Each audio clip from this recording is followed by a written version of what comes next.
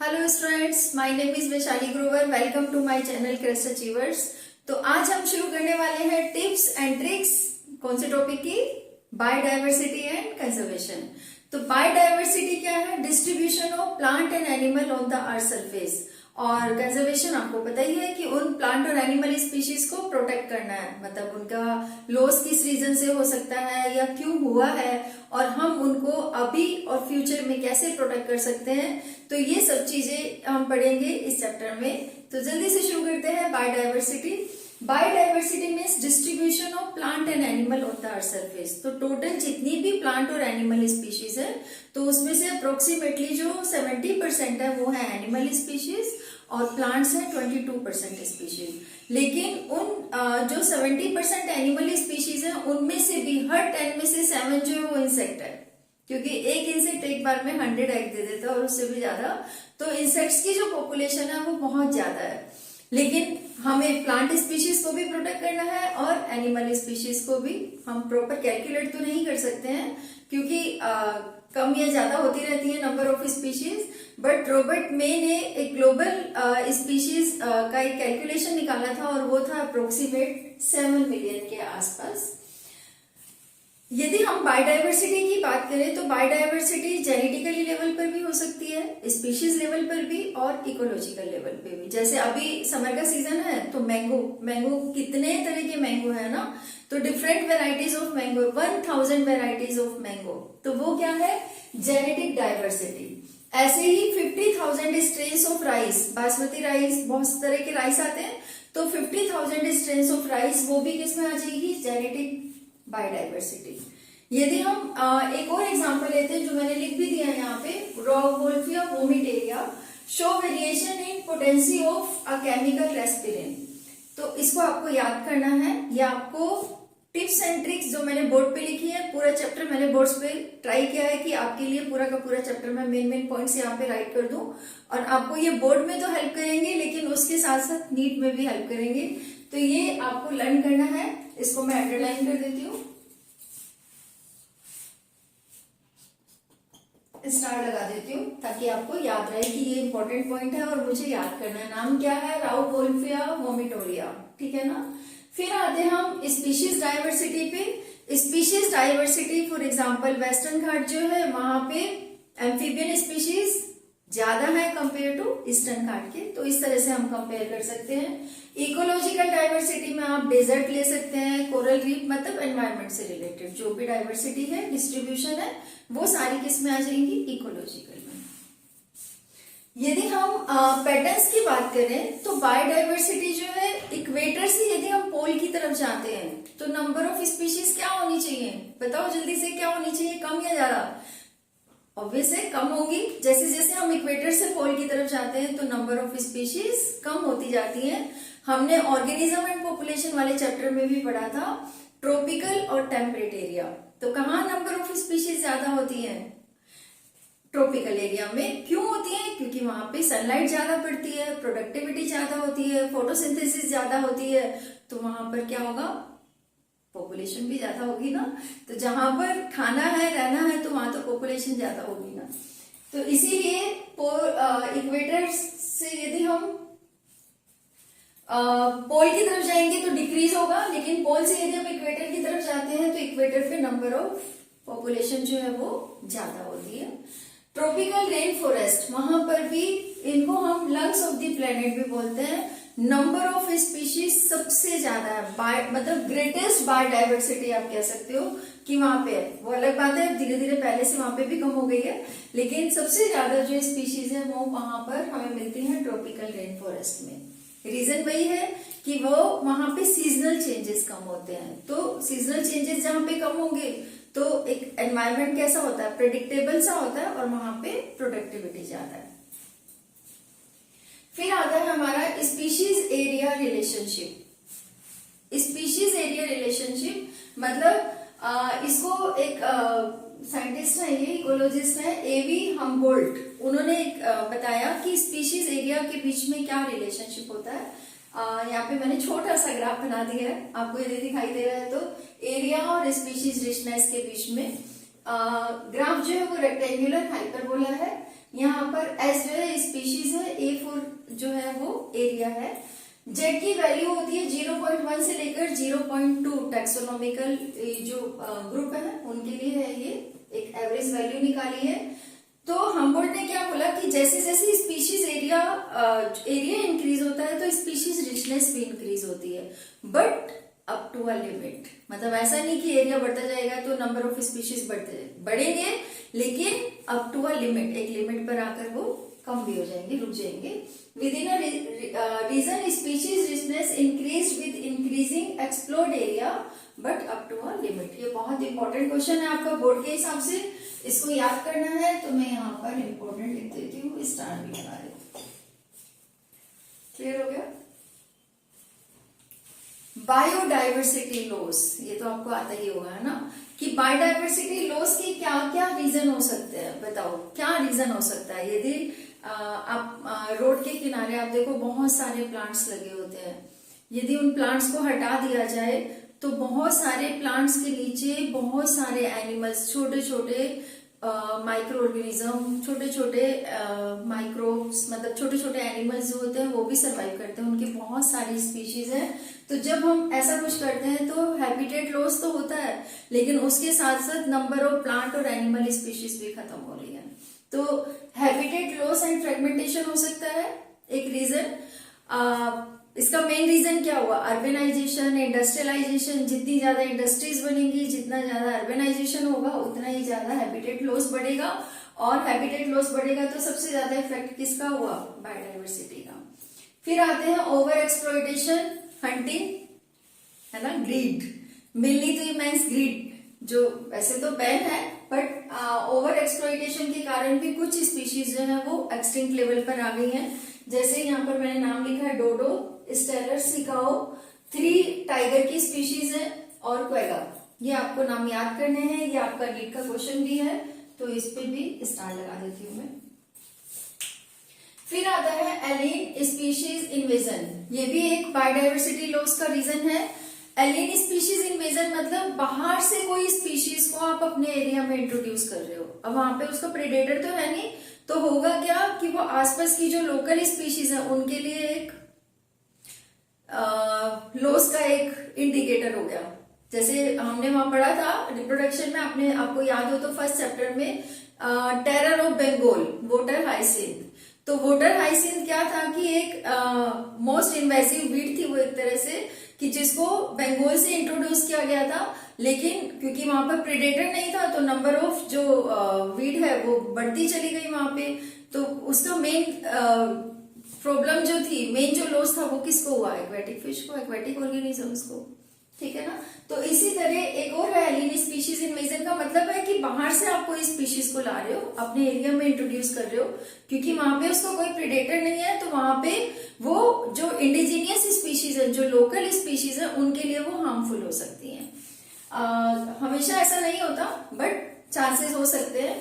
तो ये भी बायोडाइवर्सिटी लॉस का एक मेन रीजन है। एक और एग्जांपल लेते हैं, अफ्रीकन कैटफिश जो है वो एक्वाकल्चर पर्पज से इंट्रोड्यूस की गई थी, लेकिन वो फिर इंडिजीनियस जो लोकल जो स्पीशीज थी उनके लिए बहुत थ्रेटनिंग पॉइंट हो गया। उसका नाम आप कैसे याद करोगे बताओ? नीट का क्वेश्चन आ सकता है ना। क्लैरियस मालूम है? तो क्लैरियस ग्रेपाइनस, तो आप ऐसे करके आप उसको याद कर सकते हो। अफ्रीकन कैटफिश, एक्वाकल्चर, तो क्लैरियस गैरीपाइनस, ये आपको याद करना है। और ये है अफ्रीकन कैटफिश। ऐसे ही पार्थेनियम आप याद रख सकते हो, carrot grass, parthenium, voter hyacinth, ये सारी क्या है? एलियन स्पीशीज की तरह हम इनको इंट्रोड्यूस कर सकते हैं किसी पर्पज से। फिर आता है को एक्सटेंशन, बहुत इंटरेस्टिंग। को एक्सटेंशन, यदि 2 स्पीशीज साथ साथ रहती हैं, किसी भी पर्पज से वो साथ साथ रह रही हैं और दोनों एक दूसरे पर डिपेंडेंट है, जैसे प्लांट और एनिमल का रिलेशनशिप होता है ना, प्लांट पोलिनेटर, तो सेम वैसे ही वही हो गया आपका पार्ट कि 2 एक साथ रह रही हैं, दोनों एक दूसरे के ऊपर डिपेंडेंट है। एक यदि बाई चांस एक खत्म हो गई स्पीशीज किसी रीजन से, तो दूसरी ऑटोमेटिक डिस्ट्रॉय हो जाएगी, ऑटोमेटिक खत्म हो जाएगी। तो ये भी एक नुकसान का रीजन हो सकता है को extension, causes of biodiversity loss. तो बायोडायवर्सिटी लॉस में हमने क्या क्या पढ़ा, जल्दी से क्विक रिवाइज करते हैं। Habitat loss and fragmentation, over exploitation, alien species invasion और को एक्सटेंशन। मजा आ रहा है ना? तो ऐसे ही आगे चलते हैं। चलो, बायोडायवर्सिटी कंजर्वेशन। हम बायोडायवर्सिटी को प्रोटेक्ट क्यों करते हैं, क्यों प्रोटेक्ट करना चाहिए? यदि हमें लकड़ी लेनी है तो हमें बायोडायवर्सिटी की जरूरत है। यदि हमें कोई मेडिसिन लेनी है, कोई प्लांट का मटेरियल जो हम ले रहे हैं, फ्रूट्स है, मेडिसिन है, तो ये सारा क्या है, हमें प्लांट ही तो दे रहे हैं ना, और हम सब क्या उस पर डिपेंडेंट है। तो बायोडायवर्सिटी की तो इम्पोर्टेंस हो गई। तो इस इम्पोर्टेंस के लिए हम वर्ड यूज कर सकते हैं नैरो यूटिलिटेरियन। ये तो बहुत छोटा यूज है, लेकिन यदि हम लार्ज लेवल पे इसकी इम्पोर्टेंस की बात करें तो प्लांट पोलिनेटर हो सकता है, पूरी इकोसिस्टम को बैलेंस करते हैं, मेंटेन करते हैं, पोल्यूशन को कम करते हैं। तो ये सबसे बड़े बड़े ब्रॉडली इम्पैक्ट है ना। और इसके अलावा एथिकल इश्यूज हो सकते हैं। एथिकल इंपॉर्टेंस है कि हम प्लांट्स जो है वो हमारी मोरल वैल्यू, प्लांट से प्यार हो जाता है ना। अब घर में प्लांट्स को लगाओ तो देखो आपको धीरे धीरे प्लांट से प्यार होने लगेगा। आप रोज उनको पानी दोगे, उनका माली को बुलाओगे, या खुद भी आप क्या कर सकते हो, उसमें खाद वगैरह डाल के और उनका पूरा प्रॉपर केयर कर सकते हो। तो एक अटैचमेंट हो जाती है प्लांट के साथ। तो वही है कि एथिकल, मोरल और स्पिरिचुअल वैल्यूज तो है ही। तो ये है बायोडायवर्सिटी इंपॉर्टेंस। ऐसे नहीं लगा जनरल नॉलेज का चैप्टर है ना, कि जनरल नॉलेज की तरह बस पॉइंट्स याद करो, बस लिख देंगे हम अपनी वर्डिंग में। तो यही तो करना है इस चैप्टर में। बोर्ड के जब आप एग्जाम देने जा रहे हो या नीट का एग्जाम देने जा रहे हो तो आपको चाहिए क्या, सिर्फ हिंट चाहिए। और वो हिंट मैंने यहाँ पर लिख दिया, आप फटाफट हिंट एक बार रिव्यू करो और फटाफट आप एग्जाम दे सकते हो। तो यही हमें करना है, हमें बहुत डिटेल में नहीं जाना है, हमें सिर्फ मेन पॉइंट्स याद होने चाहिए। मेन पॉइंट याद हुआ तो हम पूरा क्वेश्चन अटेंड कर सकते हैं। फिर आता है बायोडायवर्सिटी की जो इम्पोर्टेंस है, उसी से रिलेटेड कुछ एक्सप्लेनेशन दी गई थी डेविड टिलमैन ने क्या बोला कि जितनी ज्यादा प्रोडक्टिविटी हो उतना ही ज्यादा नंबर ऑफ बायोडायवर्सिटी होनी चाहिए। यदि प्रोडक्टिविटी इंक्रीज हो रही है तो बायोडायवर्सिटी इंक्रीज हो रही है, but less variation year two year in total biomass. लेकिन यदि हम देखेंगे तो कई सालों में जाके ईयर टू ईयर क्या है, वेरिएशन जो है वो कम होते चले जाएंगे, डिफरेंसेस जो है वो कम होते जाएंगे। तो ये दिया था डेविड टिलमैन ने। ऐसे ही एक और थी रिवेट पोपर हाइपोथेसिस। रिवेट पोपर हाइपोथेसिस का मतलब है कि रिवेट पोपर हाइपोथेसिस, मान लो आप एक एरोप्लेन में जा रहे हैं और एरोप्लेन के सारे पार्ट्स उतने ही इंपॉर्टेंट है आपको सेफली आपकी फ्लाइट को लैंड करने में। आप कहीं भी जा रहे हैं तो एरोप्लेन के जितने भी पार्ट है, चाहे उसका विंग वाला पार्ट हो, चाहे अंदर वाले कोई और पार्ट हो, सीट वाला पार्ट हो, कोई भी पार्ट हो, तो वो सारे के सारे इंपॉर्टेंट है। यदि किसी रीजन से इकोसिस्टम की कोई भी स्पीशीज, हम ऐसे समझ लेते हैं कि एरोप्लेन एक इकोसिस्टम है और उसकी जो स्पीशीज है वो उसके पार्ट्स हैं। तो यदि कोई भी स्पीशीज वहां पे डिस्ट्रॉय होती है तो उस केस में जो इकोसिस्टम है वो एक डेंजर कंडीशन में आ सकता है। सेम एज इट इज, यदि कोई मेन पार्ट जो है एरोप्लेन का, कोई मेन पार्ट जो है यदि वही डैमेज हो जाए तो उस केस में पूरा एरोप्लेन जो है वो मतलब वो फ्लाइट जो है वो सेफली नहीं लैंड कर पाएगी। तो यही चीज हमारे इकोसिस्टम के साथ भी होती है। तो इकोसिस्टम में यदि छोटी छोटी स्पीशीज में कुछ प्रॉब्लम आती है तो कुछ टाइम तक तो इकोसिस्टम सरवाइव करता है, लेकिन जैसे ही कोई मेजर स्पीशीज वहां पे डिस्ट्रॉय होती है तो पूरा इकोसिस्टम इम्बैलेंस हो सकता है। तो इकोसिस्टम को बैलेंस करने के लिए क्या जरूरी है, स्पीशीज की सेफ्टी। तो ऐसे ही यही थी रिवेट पोपर हाइपोथेसिस कि हमें अपने इकोसिस्टम को, अपने एनवायरनमेंट को सेफली रखने के लिए, सेफ्टी वाइज रखने के लिए हमें क्या चाहिए, स्पीशीज की प्रोटेक्शन। यदि स्पीशीज प्रोटेक्ट है तो हमारा पूरा जो एनवायरनमेंट है वो भी प्रोटेक्ट है। और यदि स्पीशीज में कुछ हलचल होती है तो उस केस में हमारे एनवायरनमेंट में भी हलचल होने लगती है। तो हमारे मतलब एरोप्लेन को हलचल से बचाने के लिए क्या चाहिए, उसके सारे पार्ट्स में बिल्कुल सही सिस्टमेटिक होने चाहिए, तभी तो सेफली हम एक जगह से दूसरी जगह जा पाएंगे ना। तो यही दिया था पॉल एलरिच ने रिवेट पोपर हाइपोथेसिस। फिर आते हैं हमारा जो इम्पोर्टेंट टॉपिक है यहाँ पे इन सिटू और एक्स सिटू कंजर्वेशन, कि जो हम कंजर्वेशन करते हैं वो हम उसको दो पार्ट्स में याद कर सकते हैं। एक होता है इन सिटू कंजर्वेशन और एक है एक्स सिटू कंजर्वेशन। इन सिटू कंजर्वेशन का मतलब क्या हुआ कि वो स्पीशीज जो अपने ही घर में है, अपने ही एरिया में है और वहीं पे वो प्रोटेक्शन उनको मिल रहा है, तो वो क्या है कि इन सिटू कंजर्वेशन। जैसे 34 हॉटस्पॉट्स जो हैं उनमें 3 के नाम मैंने यहाँ लिख दिए हैं, western Ghat and Sri Lanka, Indo Burma and Himalaya. Conservation and protection in natural habitat, मतलब नेचुरल हैबिटेट में उनको कंजर्व किया जा रहा है, उनको प्रोटेक्शन मिल रही है, केयर हो रहा है, तो वो क्या है इन सिटू कंजर्वेशन। ऐसे ही population is conserved in the surrounding where they have developed their distinct feature, कि पॉपुलेशन को वहीं पर कंजर्व किया गया जहां पर उनका एक नेचुरल हैबिटेट है, नेचुरल घर है, अपने ही घर में उनको प्रोटेक्शन देना, उनकी केयर करना।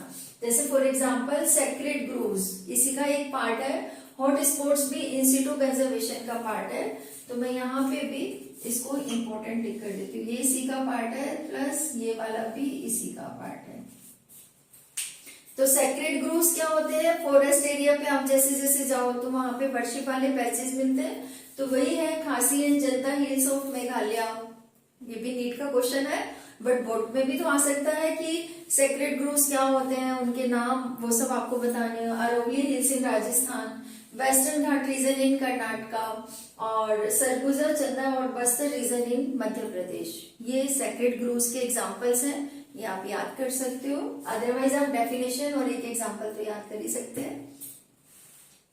तो जो इन सिटू कंजर्वेशन है, मतलब अपने ही नेचुरल हैबिटेट में प्रोटेक्शन देना, केयर देना, वो क्या है इन सिटू कंजर्वेशन। तो इसमें एग्जांपल आ सकते हैं national park, wild life sanctuaries और बायोस्फीयर रिजर्व, हॉट स्पॉट्स हैं, सेक्रेड ग्रूव्स हैं, ये सारे एरिया क्या है इन सिटू कंजर्वेशन। इन सिटू मतलब एंडेमिज्म, मतलब हाई डिग्री ऑफ एंडेमिज्म, मतलब हाई डिग्री ऑफ स्पीशीज का प्रोटेक्शन अपने ही नेचुरल हैबिटेट में।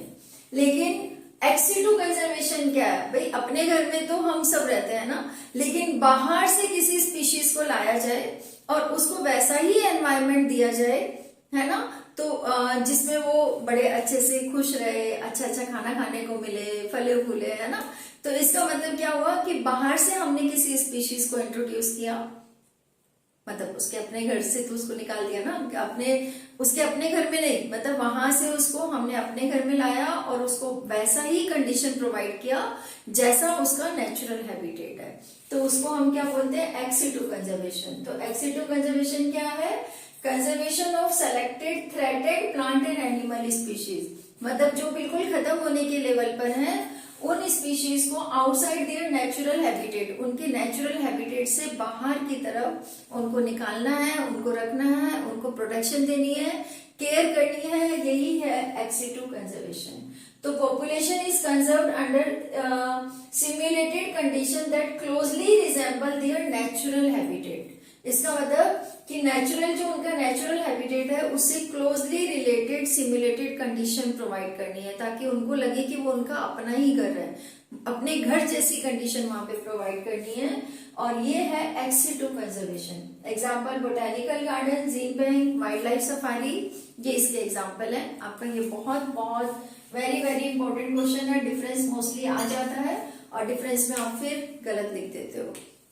इन सिटू मतलब एंडेमिज्म, अपने ही नेचुरल हैबिटेट में प्रोटेक्शन और केयर। एक्स सिटू मतलब आउटसाइड से आपने लाया है उस स्पीशीज को जो खत्म होने के लेवल पर है और उनको वैसा एनवायरनमेंट प्रोवाइड करना ताकि वो वहां पर मतलब सेफली उनकी ग्रोथ हो सके, वहां पे प्रोटेक्शन मिल सके, उनको केयर हो सके, तो उसको हम बोलते हैं एक्स सिटू कंजर्वेशन। तो आपने बायोडाइवर्सिटी को प्रोटेक्ट करना है, हमने बायोडाइवर्सिटी, आपने नहीं हमने बायोडाइवर्सिटी को प्रोटेक्ट करना है, चाहे वो प्लांट स्पीशीज हो और या एनिमल स्पीशीज, है ना। और इसी से रिलेटेड देखो एक कन्वेंशंस भी थे, अर्थ समिट हुआ था इन रियो डी जेनेरियो 1992, ऐसे Johannesburg South Africa 2002, in which 190 country ने प्लेस किया to reduce rate of biodiversity loss, चाहे वो एथिकल लेवल पर हो, रीजनल लेवल पर हो, ग्लोबल लेवल पर हो या फिर लोकल लेवल पर हो। तो लोकल, ग्लोबल या रीजनल किसी भी लेवल पर यदि बायोडाइवर्सिटी लॉस है तो हमें उसकी रेट को कम करना है, हमें प्लांट और एनिमल स्पीशीज को प्रोटेक्ट करना है। यही हमारे मतलब सबसे रिक्वेस्ट होनी चाहिए, सबने मिलकर इसमें काम करना चाहिए ताकि हम प्लांट और एनिमल स्पीशीज को बचा सके, अपने एनवायरमेंट को बचा सके। यदि आपको मेरी वीडियो अच्छी लगे तो प्लीज लाइक, शेयर, सब्सक्राइब जरूर करें। मिलते हैं नेक्स्ट क्लास में।